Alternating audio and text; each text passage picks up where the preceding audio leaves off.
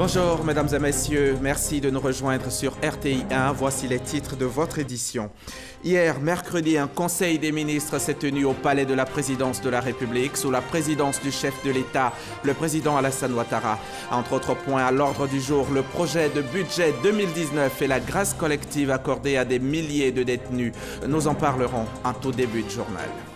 Le vice-président, lui, était toujours à New York, aux États-Unis, où il représente le chef de l'État à la 73e Assemblée générale des Nations unies.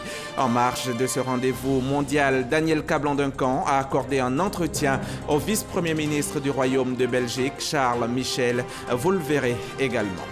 Président, hier, la cérémonie de clôture de la 7e édition du Forum CGC Academy, le Premier ministre Amadou Gon Coulibaly a réitéré au patronat ivoirien la disponibilité de l'État à appuyer et renforcer sa collaboration avec le secteur privé en vue de trouver une solution à la problématique de l'emploi pour les jeunes. Commençons ce journal au palais de la présidence de la République où le conseil des ministres hebdomadaire a eu lieu hier mercredi sous la présidence du chef de l'État, le président Alassane Ouattara. Plusieurs sujets étaient à l'ordre du jour lors de cette réunion, notamment le projet de budget 2019, la grâce collective accordée à plus de 4000 détenus et les modifications dans l'organisation de la filière café-cacao. Retour sur ce conseil des ministres avec notre reporter Viviane Haïm. Le Conseil des ministres hebdomadaire réuni ce mercredi 26 septembre sous la présidence du chef de l'État avait une fois encore à son ordre du jour l'examen et l'adoption de plusieurs décisions d'ordre organisationnel, social, économique, politique concernant la vie de la nation. Au nombre de ces décisions, le projet de budget 2019 qui a été examiné. Le projet de budget 2019 s'équilibre en ressources et en défense, à 7 334,3 milliards de francs CFA et il enregistre une hausse de 578,1 milliards par rapport au budget 2018, soit une progression de 8,6%. À travers ce projet de budget, le gouvernement entend renforcer ses actions en vue de la transformation structurelle de l'économie et de l'amélioration continue des conditions de vie des populations, notamment par l'accès à l'eau potable, à l'électricité, ainsi qu'au renforcement des actions d'assainissement, de sécurité et de création d'emplois, en particulier des jeunes, toutes choses contribuant à l'accroissement des actions de lutte contre la pauvreté et la réduction des disparités sociales. S'agissant de la filière café-cacao, un projet d'ordonnance a été adopté pour changer certaines dispositions relatives à l'organisation de la filière. Au plan institutionnel, nous avons vu la révision de la composition du conseil d'administration, la création d'un comité consultatif et bien sûr, entre autres éléments de cette ordonnance, l'aménagement du système de commercialisation. La composition du conseil d'administration, c'est bien sûr l'État et les producteurs. Cette recomposition du conseil d'administration a abouti à la réduction du nombre des conseillers, qui sont passés de 14 à 10. Relativement au comité consultatif, ce comité est constitué certes des membres du conseil, mais aussi du secteur privé et aussi des producteurs. Le système de commercialisation, c'était une ambition déjà exprimée par le chef de l'État, d'arriver à conjuguer ses efforts avec ce pays frère qu'est le Ghana, qui partage avec la Côte d'Ivoire cette production majeure. Et donc, il est de bon ton, effectivement, qu'on s'entende sur un certain nombre de choses pour porter la voix de nos producteurs, de nos planteurs, nos parents paysans, de façon forte pour qu'ils aient le retour de leurs efforts à travailler la terre pour obtenir des revenus décents. Suite à la décision du président de la République de libérer les prisonniers de la crise post-électorale le 6 août dernier, le Conseil des ministres de ce 26 septembre a décidé d'accorder une grâce collective à 4200 détenus. Il s'agit d'un acte de clémence et de pardon du chef de l'État qui ne supprime pas l'infraction commise, ni le jugement ou l'arrêt de condamnation, mais qui se limite à atténuer les conséquences en faisant cesser l'exécution de la peine ou en allégeant celle-ci. C'est une mesure de clémence de l'État de Côte d'Ivoire à l'endroit de certaines personnes qui sont dans les liens de la justice pour des délits jugés mineurs. Avant le 13 octobre, date des élections régionales et municipales, le Conseil des ministres a décidé le lancement d'une campagne pour des élections apaisées dans plusieurs localités du pays. Organisée par le Programme national de cohésion sociale, cette campagne vise à prévenir les violences pré- et post-électorales au profit des localités qui ont été marquées ces derniers mois par des conflits intercommunautaires et de celles qui ont enregistré un faible taux de participation des populations aux dernières élections générales. Piloté par le PAM, le Programme alimentaire mondial, le Centre d'excellence pour l'élimination de la faim et la malnutrition en Afrique de l'Ouest sera implanté en Côte d'Ivoire. Le Conseil des ministres a décidé son lancement d'ici février 2019. Inspiré du modèle brésilien, un tel centre a permis de booster le développement de l'agriculture vivrière au Brésil. Ce sont là quelques décisions du Conseil des ministres qui s'est tenu de 10h à 14h ce mercredi. Et pendant ce temps, le vice-président poursuit son séjour à New York aux États-Unis où il représente le chef de l'État à la 73e Assemblée générale des Nations unies. En marge de ce rendez-vous mondial, Daniel Cablan-Duncan a accordé un entretien au vice-premier ministre du Royaume de Belgique, Charles Michel, qui a tenu à féliciter le président Alassane Ouattara pour ce que représente aujourd'hui la Côte d'Ivoire, un pays plus attractif, favorisant ainsi les investissements. Je vous propose de l'écouter. Il y a une volonté de travailler de manière très concrète pour soutenir du développement, des investissements, des partenariats entre la Côte d'Ivoire et la Belgique. Nous apprécions tout le travail qui a été mené par le président Ouattara, par le vice-président, par l'ensemble des équipes pour tenter de rendre les investissements plus attractifs, pour tenter de faire en sorte que l'on puisse développer une croissance inclusive au Côte d'Ivoire. On a en Belgique beaucoup d'entreprises qui ont une grande expertise dans le domaine des infrastructures, dans le domaine des nouvelles technologies, dans le domaine de l'agriculture, dans le domaine digital, et on veut soutenir des partenariats opérationnels, concrets. On a pu envisager des situations très précises en donnant des instructions pour que l'on puisse renforcer cette coopération au bénéfice mutuel. Et puis il y a une détermination commune à lutter contre le terrorisme. Lutter contre le terrorisme pour garantir la stabilité, parce que la stabilité, la sécurité, c'est la première condition pour des développements économiques et donc des meilleures conditions de vie pour l'ensemble des populations en Côte d'Ivoire et dans la région. Propos recueillis par Abiba Dambélé-Sawé, notre envoyé spécial à New York. Le vice-président a également participé à un événement de haut niveau sur les partenariats mondiaux, la clé d'une mise en œuvre réussie de la zone de libre-échange continentale. Là, le président Alassane Ouattara a reçu une distinction. Il a reçu le prix de champion africain pour ses efforts dans la transformation industrielle de la Côte d'Ivoire. On reste avec Abiba Dambélé. Des orateurs de haut niveau prêts pour le renforcement des partenariats mondiaux dans la 3e décennie de développement industriel de l'Afrique 2016-2025. La feuille de route est un vaste plan de modernisation de l'industrie qui est destiné à guider la mise en œuvre des activités de la 3e décennie de l'initiative.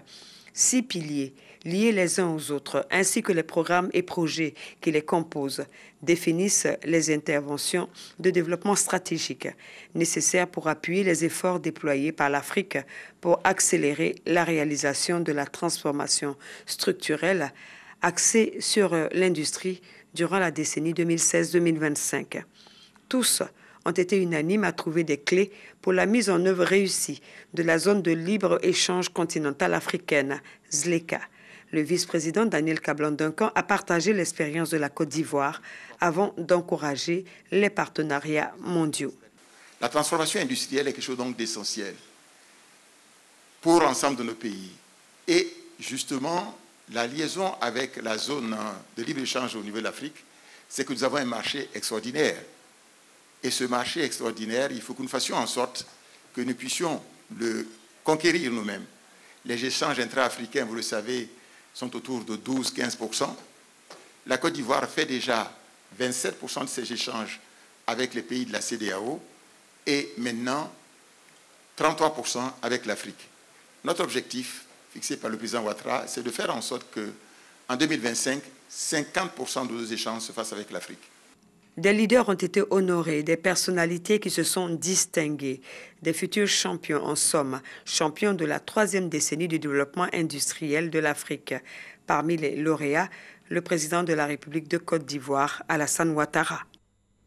Et au nom justement du président de la République de Côte d'Ivoire, le vice-président Daniel Kablan-Duncan montera cet après-midi à la tribune des Nations Unies pour son allocution. Nous vous proposerons ce soir cette allocution dans le 20h. Évoquons également la participation du vice-président au débat de haut niveau sur la non-prolifération des armes de destruction massive. Débat qui a eu pour cadre le Conseil de sécurité de l'ONU où la Côte d'Ivoire a fait son entrée le 1er janvier 2018 en tant que membre non permanent. La Côte d'Ivoire siège depuis le 1er janvier 2018 au Conseil de sécurité des Nations Unies, une reconnaissance du leadership du président Alassane Ouattara. Notre pays fait partie des 10 membres non permanents qui siègent aux côtés des 5 membres permanents au Conseil de sécurité. C'est à ce titre que le vice-président Daniel Kablan-Duncan, représentant le président Alassane Ouattara, a été invité à un débat de haut niveau présidé par Donald Trump, président des États-Unis. À l'ordre du jour, le maintien de la paix et de la sécurité internationale, non-prolifération des armes de destruction massive. Une question importante car il s'agit de contrecarrer la prolifération des armes chimiques et nucléaires. Selon le président Donald Trump, les États-Unis ont été les premiers à renoncer aux armes biologiques depuis la Première Guerre mondiale. Non-proliferation of weapons of mass destruction. Les nations du monde reconnaissent depuis longtemps que certaines armes sont tellement dangereuses et peuvent infliger tellement de souffrances que nous avons tous intérêt à empêcher leur mise au point future, leur propagation et leur utilisation. Les États-Unis prennent des mesures audacieuses pour contrer ces menaces sinistres. Nombre d'entre nous mettent l'accent, à juste titre, sur le danger posé par les armes nucléaires. Mais nous ne devons jamais oublier le risque posé par les armes chimiques et biologiques. Tour à tour, les 15 membres du Conseil de sécurité ont salué les efforts de dénucléarisation en Corée du Nord, mais se sont inquiétés de l'utilisation des armes chimiques dans d'autres conflits, notamment en Syrie. La voix de la Côte d'Ivoire a été entendue à cette tribune. Le vice-président a estimé que le traité de non-prolifération des armes de destruction massive est mis à rude épreuve. Le développement rapide des programmes nucléaires et balistiques a entraîné une prolifération d'armes de destruction massive.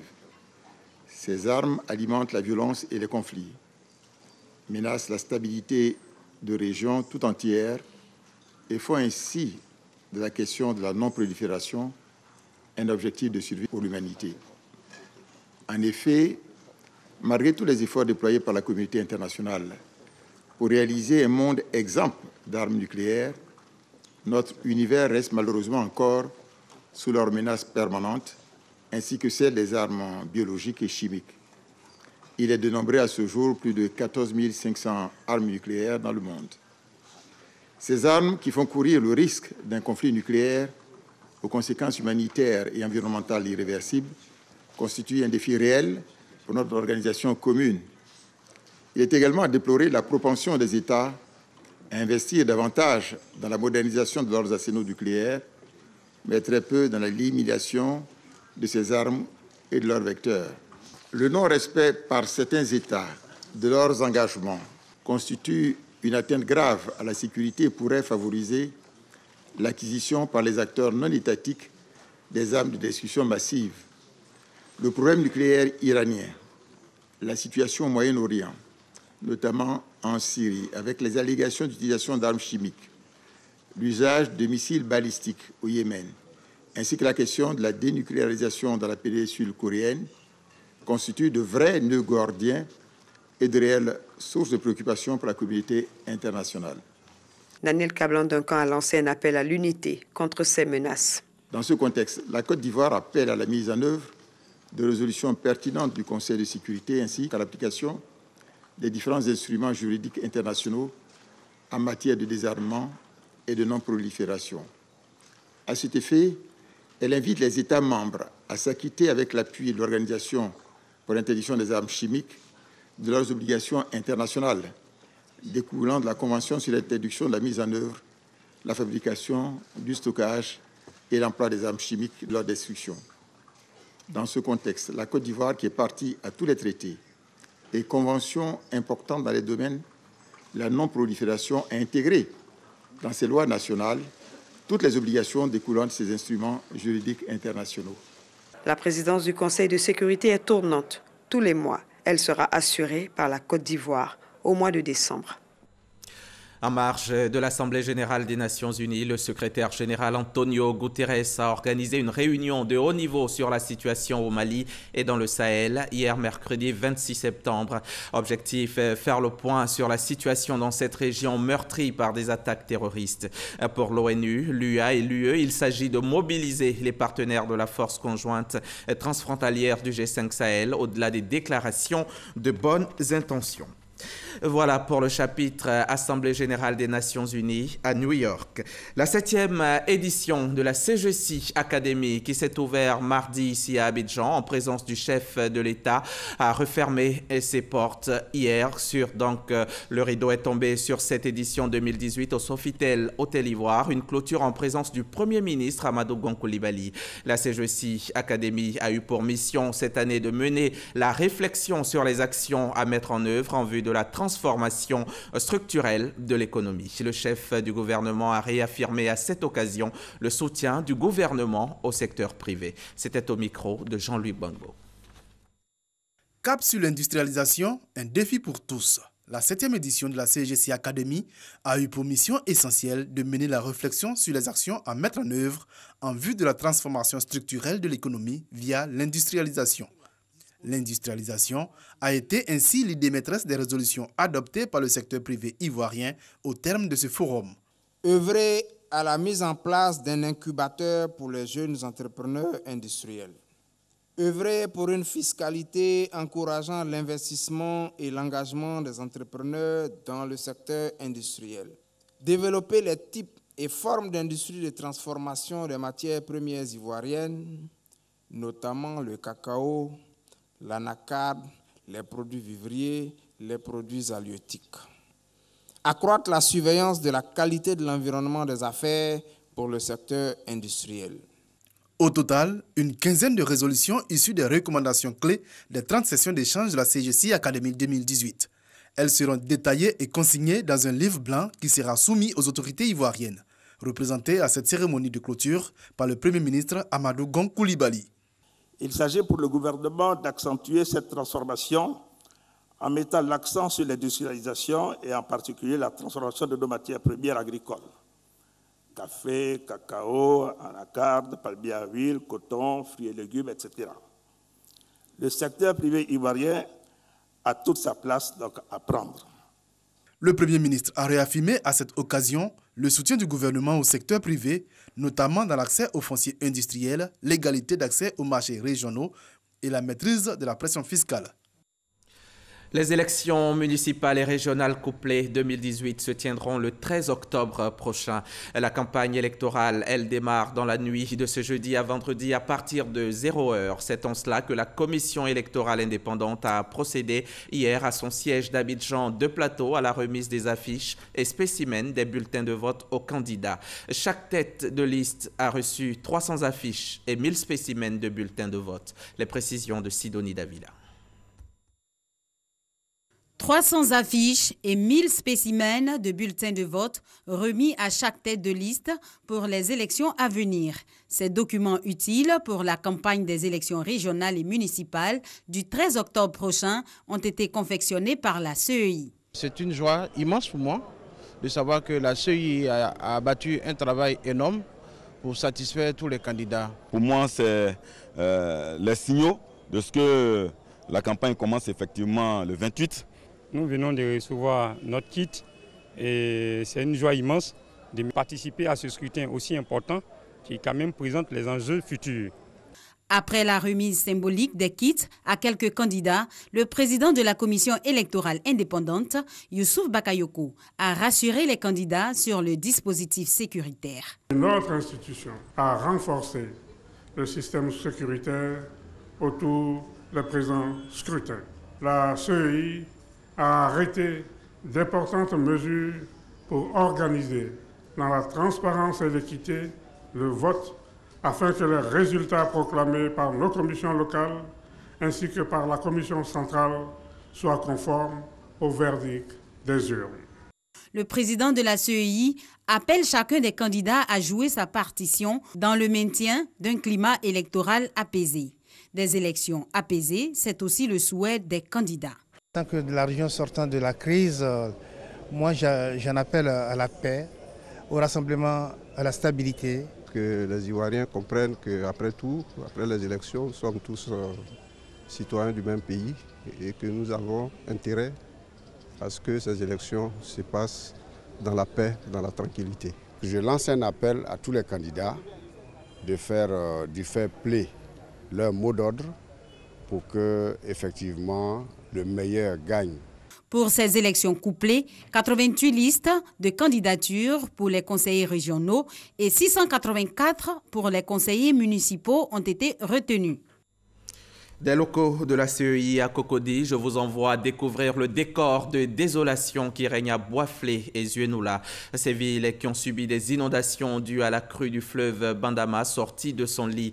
Le ministre de l'Intérieur et de la Sécurité s'y est récemment rendu pour faire le constat. L'émissaire du gouvernement est allé apporter le soutien et la compassion du président et donc de tout le gouvernement aux sinistrés. Face à l'ampleur des dégâts, Sidiki Diakité a promis une solution d'urgence. Abou Sanogo.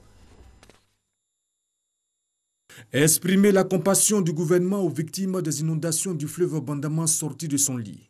C'est le sens de la présence du ministre de l'Intérieur et de la Sécurité Sidiki Diakité à Boisflé et Zuenoula. Du pont de la Maraoué à la voie de Saint-Fracoupé en passant par l'usine Solibra et le quartier résidentiel, Sidiki Diakité a pu s'imprégner des difficultés des sinistrés. En ces moments difficiles, le gouvernement pense à tout le pays. C'est pour cela que le président de la République a donné instruction au Premier ministre de faire en sorte que le gouvernement soit à vos côtés. Mais je voudrais vous rassurer que dans les heures qui viennent, vous allez sentir de l'aide. Une présence du gouvernement à leur côté, saluée par l'ensemble des victimes touchées par les inondations. Vous êtes là, nous allons cesser nos pleurs. À travers vous, nous disons merci au président de la République, son Excellence M. Alassane Ouattara, et avec les membres du gouvernement également. Boisflé et la région de la Maraoué vous attendez, vous êtes là. Le ministre de l'Intérieur et de la Sécurité, Sidiki Diakité, a promis qu'une solution d'urgence sera prise par le gouvernement pour soulager les vulnérables. Il a également souligné que d'autres missions suivront, notamment celle qui sera conduite par la ministre de la Solidarité. Après ce constat à Boisflé et Zuenoula, Sidiki Diakité est tout de suite revenu sur Abidjan, à Yopougon précisément, où la police municipale a été dotée récemment de 8 véhicules, de matériel de transmission et d'intervention et de 370 nouvelles tenues par les bons soins du maire Gilbert Kone-Kafana qui entend moderniser chaque jour un peu plus cette unité. C'était donc en présence du ministre de l'Intérieur et de la Sécurité et bien sûr de notre équipe de reportage. 7 véhicules d'intervention de type 4x4 utilisés par la police américaine et un véhicule de transport de troupes, du matériel de transmission moderne et d'intervention, des casques, des boucliers, des teasers et environ 370 nouvelles tenues réceptionnées par la police municipale de Yopougon des mains du ministre de l'Intérieur et de la Sécurité Sidiki Diakité. Un geste qui s'inscrit dans le projet de modernisation de l'administration initié par le maire de la commune de Yopougon, Gilbert Kafana Koni, et qui vient renforcer les capacités opérationnelles de la police municipale. À l'heure de la reconstruction de notre pays, c'est un devoir pour nous, en tant qu'autorité de développement plus proche des populations, de faire face aux désordres urbains et travailler à maintenir le niveau de tranquillité afin de réaliser un développement paisible dans la conduite des activités. Vous n'avez eu de cesse de vous acharner au travail pour procéder à une transformation structurelle de cette commune. Vous avez compris très vite qu'un environnement sécuritaire stable contribue non seulement à rassurer les populations dans l'exercice quotidien de leurs activités, mais constitue aussi le préalable au développement de toute communauté. Avec ce matériel, la police municipale de Yopougon pourra faire face à plusieurs défis que sont la fluidité routière, l'incivisme, les occupations anarchiques des emprises publiques aux abords des marchés et les trottoirs par les petits commerces.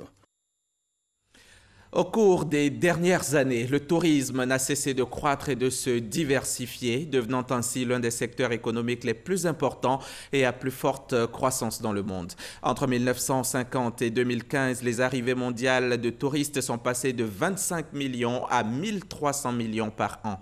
Les recettes engendrées se sont envolées, passant de 2 milliards de dollars américains à 1260 milliards, soit environ 700 000 milliards de francs CFA.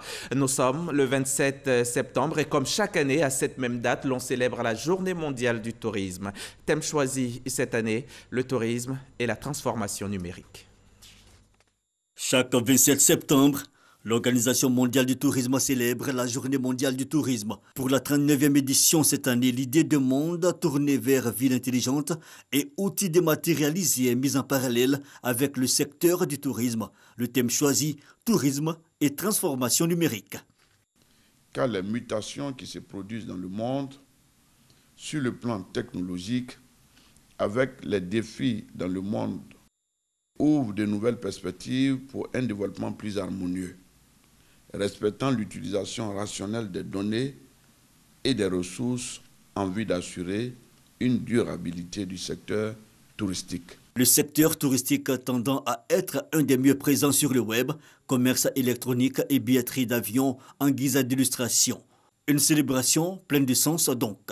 Cette célébration sera pour nous, Ivoiriens, l'occasion de mettre en lumière la stratégie de développement et de promotion touristique de notre pays à l'horizon 2025. Le sublime Côte d'Ivoire accorde une part importante à la transformation numérique. Ainsi, un plan de digitalisation et de numérisation de l'offre touristique et ludique ivoirienne est donc mis en œuvre en vue d'atteindre de manière optimale de plus en plus de marchés porteurs au monde. La Côte d'Ivoire engagée dans la promotion touristique, tout un programme à l'occasion de cette journée. Ainsi, des manifestations éclatées dans nos différentes régions et départements seront organisés autour du thème « Le tourisme et la transformation numérique »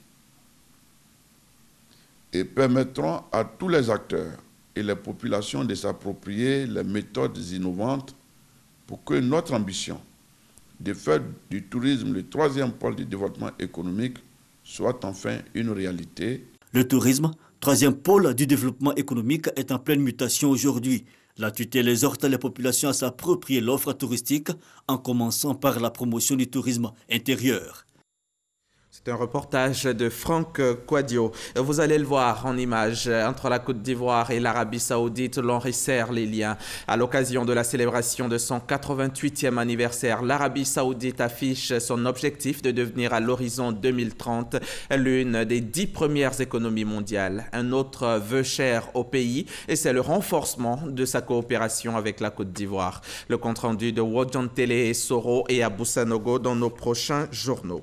Au Burkina Faso, 8 soldats ont été tués hier par l'explosion d'une mine artisanale dans la région du Sahel. Les militaires étaient en mouvement vers la ville de Djibo. Ils revenaient d'une mission de ravitaillement. Le véhicule de tête du convoi a sauté sur un engin explosif improvisé à la sortie d'un pont, tuant 8 militaires et faisant un blessé. Et des renforts ont été envoyés sur place. Selon le chef d'État burkinabé, ces attaques n'entameront en rien la détermination des Burkinabés à défendre l'intégrité du territoire national et rétablir la paix et la sécurité pour le bonheur du peuple burkinabé. Et c'est la fin de ce journal. Merci de l'avoir suivi. Merci de votre confiance à notre antenne et à très bientôt sur la chaîne qui rassemble.